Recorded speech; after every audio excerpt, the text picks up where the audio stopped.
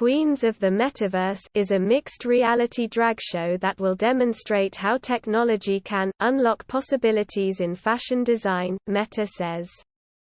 Tia Kofi, pop artist and star of RuPaul's Drag Race, Season 2, and Adam All, one of the world's most well-known drag kings. The firm has enlisted 3 drag acts: Blue Hydrangea, winner of RuPaul's Drag Race, UK vs. The World. They will each debut a show-stopping drag look, using Meta's VR and AR technologies, created by 3 British designers from the LGBTQ community. Anyone who has watched RuPaul's Drag Race will be familiar with the extravagant fashion designs on display by some of the best drag artists. But the new show will use VR, AR, and avatars to free themselves from the limitations of the physical world, and create even more outlandish outfits, Meta says. The outfits have all been designed virtually, will be made into physical garments and will be debuted at an in-person event to be held in London next month.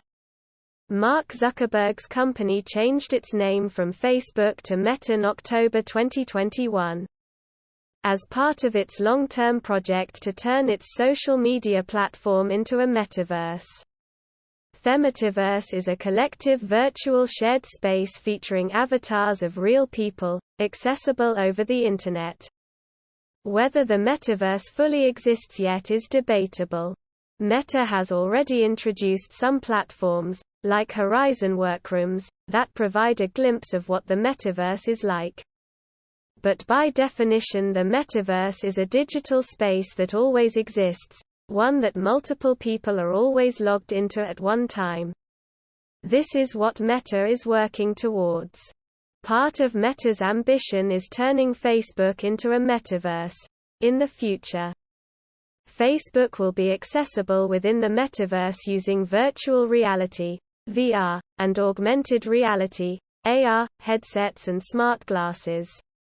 Creative communities are central to the development of the metaverse, ensuring that we are building a space for each and every one of us, said Inika Paulson, Meta's director of EMEA marketing.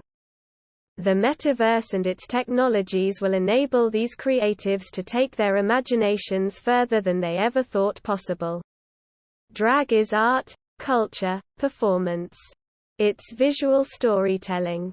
The hope is that technologies like virtual reality will help the drag community and other creatives unleash their potential in new and exciting ways. The 3 drag acts and their designers collaborated on their creations in Horizon Workrooms, Meta's VR workspace platform.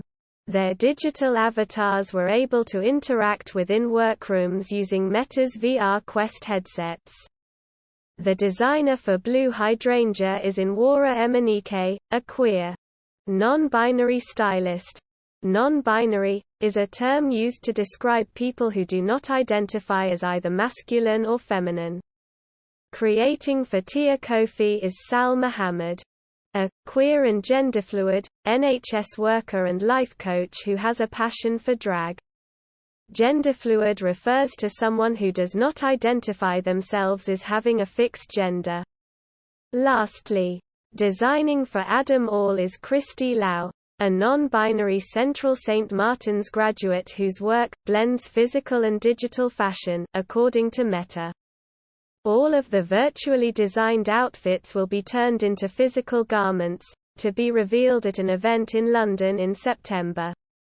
Using AR, each outfit will come to life as an animated artwork as the drag artists work the show-stopping acts on the runway. A live audience at the event will be able to see the AR elements of the dresses come to life through their phones. The AR filters will also be broadcast on screens at the event. Virtual reality is a computer-generated simulation of an environment or situation. It immerses the user by making them feel like they are in the simulated reality through images and sounds. For example, in VR, you could feel like you're climbing a mountain while you're at home. In contrast, Augmented reality layers computer-generated images on top of an existing reality. AR is developed into apps to bring digital components into the real world. Meta will launch the first drag show in the Metaverse, a collective virtual shared space featuring avatars of real people.